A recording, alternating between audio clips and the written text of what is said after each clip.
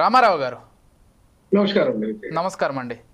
విన్నారు కదా షర్మిల గారి వ్యాఖ్యలు ఎంత ఘాటుగా ఉన్నాయి అంటే జగన్మోహన్ రెడ్డి గారు చేసినటువంటి అనేక అత్యాచారాల్లో ఇది చాలా తక్కువ అంటూ ఆమె కామెంట్ చేశారు. ఇక డైరెక్ట్గానే చెప్పారు, ఆ రోజు నా ఫోన్ ట్యాపింగ్ జరగడానికి కారణం కేవలం బీఆర్ఎస్ మాత్రమే కాదు, మా అన్న జగన్మోహన్ రెడ్డి కూడా ఇందులో పూర్తిగా ఆయన భాగస్వామ్యం ఉంది, ఆయన హస్తం ఉందంటూ ఆమె చెప్పుకొచ్చారు. సరే, రాజకీయంగా కావచ్చు, వ్యక్తిగతంగా కావచ్చు, లేకపోతే ఆర్థికంగా కావచ్చు, నన్ను టార్గెట్ చేశారు అంటూ ఆమె చెప్పుకొచ్చారు.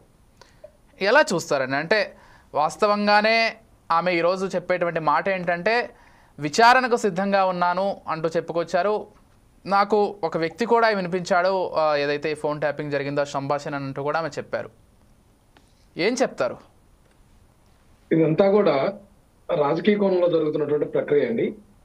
షర్మిలమ్మ మాటల్లో నిబద్ధత లేదండి. ఇక్కడ అత్యాచారానికి అసలు డెఫినేషన్ ఏంటనేది కూడా తెలిస్తే ఆ పదాన్ని వాడుండకపోవచ్చు. నేనేమంటున్నానంటే, షర్మిల గారు తెలంగాణలో వైఎస్ఆర్ తెలంగాణ పార్టీని పెట్టి అక్కడ రాజకీయాలు స్టార్ట్ చేసిన మాట మనందరికి తెలిసింది. ఆ సందర్భంగా ఆమె ఒకటి క్లియర్ గా డిక్లేర్ చేసిందండి. నేను నా రాజకీయం కానీ నా జీవితం కానీ నేను తెలంగాణ కోడలుగా ఉన్నాను, నేను నాదంతా కూడా తెలంగాణతోటి ముడిపడి ఉంటుంది తప్పితే నాకు ఆంధ్రప్రదేశ్ తోటి సంబంధం లేదన్నారు. కానీ రాజకీయ కోణంలో చూస్తే గత తెలంగాణ ఎన్నికల సమయానికి ఆమె పార్టీని ఆమె నమ్ముకున్నటువంటి కార్యకర్తలు కానీ నాయకులందరూ కూడా వదిలేసి ఆమె హ్యాండ్స్ అప్ అన్నది. ఎందుకంటే లోపాయకారిగా తెలుగుదేశం పార్టీ కూడా చంద్రబాబు నాయుడు గారు అక్కడ బీసీని ముఖ్యమంత్రిగా చేస్తామని చెప్పి 2 దఫాలు మోసం చేస్తారండి. ఎందుకంటే అంతకుముందు ఆర్ కృష్ణయ్య గారికి ఇట్లాగే హామీ ఇచ్చి ఏదైతే తెలంగాణలో తెలుగుదేశం పార్టీ గారికి విజయం సాధిస్తే ఆర్ కృష్ణయ్య గారు ముఖ్యమంత్రి చేస్తామని చెప్పినటువంటి విషయం. తర్వాత కాసాని జ్ఞానేశ్వర అనేటువంటి వ్యక్తిని మాజీ జడ్పీ చైర్మన్ గా ఉన్నటువంటి వ్యక్తి, మాజీ ఎమ్మెల్సీని తీసుకొచ్చి తెలుగుదేశం పార్టీ అధ్యక్షుడిగా పెట్టి అక్కడ పోటీ చేస్తున్నామని చెప్పి ఆయనకు కూడా తెలియకుండా హ్యాండ్స్ అప్ అయింది. ఎందుకంటే ఇక్కడ రేవంత్ రెడ్డి గారితోటి లోపాయకారిగా ఒప్పందం చంద్రబాబు నాయుడు గారికి ఉంది. అదే పార్టీ కాంగ్రెస్ పార్టీలోనే తర్వాత మనం చూస్తే తెలంగాణ పిసిసి అధ్యక్షురాలుగా షర్మిల గారు రావడం జరిగింది. ఆమె వచ్చిన తర్వాత ఆంధ్రప్రదేశ్ రాజకీయాల్లో చాలా విషయాలు అనేక రకాలైనటువంటి ఆరోపణలు తన సొంత అన్నయ్యని కూడా అది చూడకుండా అనేక విషయాలు ఆమె మాట్లాడింది. అయినా కూడా జగన్మోహన్ రెడ్డి గారు ఎప్పుడు కూడా ఆమెను వేరే విధంగా చూడాల, షర్మిలమ్మ అనే సంబోధించారు. ఈ రోజు ప్రెస్ మీట్ లో కూడా ఆమెను తన సొంత చెల్లిగానే చేశారు. ఆమె మీద గతంలో తెలుగుదేశం పార్టీ వాళ్ళు చాలా ట్రోల్ చేశారండి, అసభ్యకరంగా ఆమె క్యారెక్టర్ అసాసినేట్ చేస్తూ ఆ బాలకృష్ణ గారి ఇంటి నుంచి అట్లాగే ఎన్టీఆర్ అంటే రామారావు గారు ఐటీడీపీ వ్యక్తులు చేసినటువంటి సందర్భం. రామారావు గారు అంటే ఒక మాట మరి షర్మిల గారేమో జగన్మోహన్ రెడ్డి గారు వ్యక్తిగతంగా లేకపోతే వైసీపీ వాళ్ళు నన్ను ట్రోల్ చేశారు అని చెప్తుంటారు. అంత అబద్ధం అండి, మనకు తెలుసు కదండి. ఇప్పుడు షర్మిల గారు ట్రోల్ చేశారు, ఎక్కడ మనము చూసాం. సైబర్ కమిషన్ కు సైబర్ క్రైమ్ కింద ఆ రోజు హైదరాబాద్ లో కంప్లైంట్ చేసినటువంటి విధానం మనకు తెలుసు కదండి. ఆ సందర్భంగా కొన్ని విషయాలు బయటికి కూడా వచ్చినాయి కదా. ఇది చంద్రబాబు హౌస్ నుంచి అట్లాగే ఎన్టీఆర్ భవన్ నుంచి కూడా ఐటీడీపీ కార్యకర్తలు ట్రోల్ చేశారనేది కూడా నిర్ధారణ అయింది కదండి. నేనేమంటున్నానంటే షర్మిల గారి మాటలకు కేవలం ఒక నిబద్ధత లేనటువంటి రాజకీయ కోణంలో జరుగుతున్నాయి. ఆమె ఈ రోజు మన విజయభాస్కర్ గారు కూడా చెప్పారు, ఏదో కుక్కలు పడినాక 6 నెలలకు పెరిగినట్లుగా ఈ రోజు షర్మిల వచ్చి మాట్లాడింది అనేది. అంటే తెలుగుదేశం పార్టీ వాళ్ళు కూడా దీన్ని సీరియస్ గా తీసుకోవట్లేదు. ఇదంతా కూడా ఆమె ఏదో ఒక ప్యాషనేట్ గా వచ్చి మాట్లాడింది తప్ప ఇక్కడ లేదు. అట్లాగే జగన్మోహన్ రెడ్డి గారు కూడా ఆయన ఏమి ప్రెస్ మీట్ పెట్టి ఈ సందర్భంగా మాట్లాడింది కాదండి. జనరల్ పాలిటిక్స్ మాట్లాడుతున్నటువంటి సందర్భంలో ఒక ప్రెస్ మిత్రుడు వేసినటువంటి ప్రశ్నకు సమాధానంగా అక్కడ ఫోన్ ట్యాప్ జరిగిందా, నాకైతే సంబంధం లేదు, ఆమె అక్కడ తెలంగాణలో పార్టీ పెట్టి యాక్టివ్ గా ఉన్నందువల్ల ఏమైనా జరిగిందో లేదో కూడా నాకు తెలియదని ఆయన వెరీ క్లారిటీగా చెప్పారు.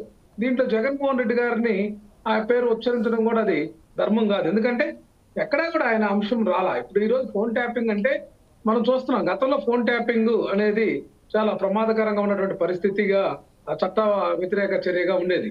ఈ రోజు మనం చూస్తున్నాం కదండి, ఇక్కడ రాజకీయాలు ఎట్లా మారిపోయినాయి అంటే కేంద్ర రాష్ట్ర ప్రభుత్వాల్లో కూడా ఉన్నటువంటి పెద్దలు అన్ని కూడా అనఫిషియల్ గా చేసుకుంటున్నటువంటి పరిస్థితి ఉంది. ఈ రోజు మనము ఈ యొక్క టెలికాం రంగంలో వచ్చినటువంటి విప్లవాత్మకమైనటువంటి మార్పులు, కమ్యూనికేషన్ రంగంలో చాలా అడ్వాన్స్డ్ టెక్నాలజీస్ వచ్చిన తర్వాత ఈ యొక్క టెలిఫోన్ ట్యాపింగ్ జరిగింది, ఇవన్నీ మనం ఇంకా మాట్లాడుకుంటున్నామంటే దానికి ఒక అర్ధరహితమైనటువంటి అంశం. ఎందుకంటే ప్రతి ఒక్కటి కూడా నిక్షిప్తమైనటువంటి ఆ విధానం ఈ రోజు వచ్చింది. గతంలో రికార్డ్ చేయాలంటే చాలా ఇబ్బందికరమైనటువంటి అంశం. ఈ రోజు రాజకీయాల్లో ఉన్నటువంటి వ్యక్తులు కానీ ఎవరు కూడా ఈ యొక్క తమ యొక్క వాయిస్ రికార్డ్ అవుతుంది అనేటువంటి విధానం సామాన్యుడు కూడా అనుకునే మాట్లాడుతున్నటువంటి పరిస్థితి. అంత సీక్రెట్స్ ఇక్కడ టెలిఫోన్ లో మాట్లాడేటువంటి పరిస్థితి ఉండదు. అట్లాగే చూస్తా ఉన్నాం రకరకాల టెక్నాలజీ వచ్చేసినాయి. ఈ యొక్క టెలిఫోన్ కొంతమంది ఏదైతే పెద్దలు ఎవరైతే ఉన్నారో ఏదైతే పారిశ్రామికవేత్తలు కానీ ధనవంతులు కానీ రకరకాల మొబైల్ ఫోన్స్ తీసుకొచ్చారు. XOR అని ఇవన్నీ కూడా చాలా ఖరీదుతో కూడుకునేవి.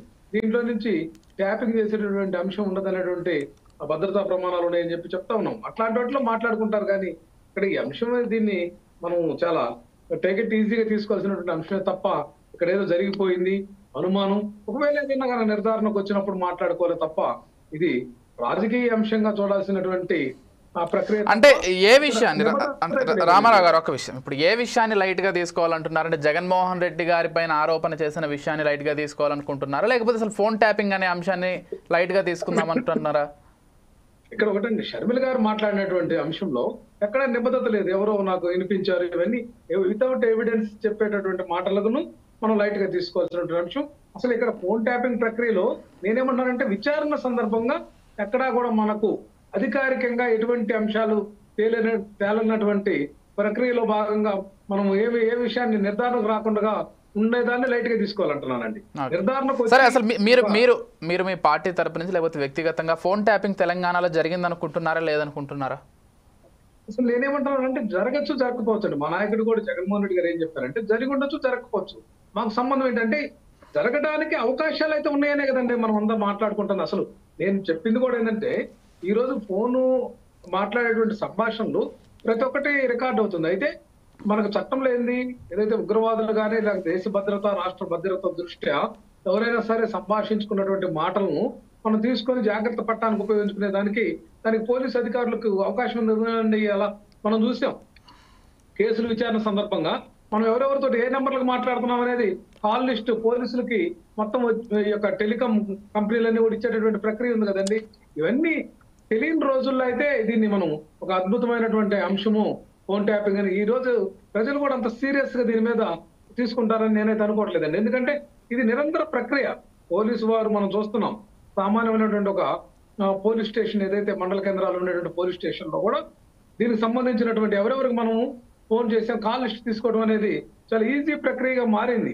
అట్లాగే ఆ టెలికాం కంపెనీలు కూడా ఆ విధంగా దానికి బౌండ్ అయ్యి వాళ్ళకు కూడా కొన్ని నిబంధనలు ఉన్నాయి కాబట్టి తీసుకునేటటువంటి ప్రక్రియ ఉంది. కాబట్టి ఈ రోజు సామాన్యులు కూడా చిన్న చిన్న ఇన్ఫ్లుయెన్స్ ఉన్నటువంటి వాళ్ళకు కూడా ఈ అంశాలన్నీ తెలుస్తున్నాయి.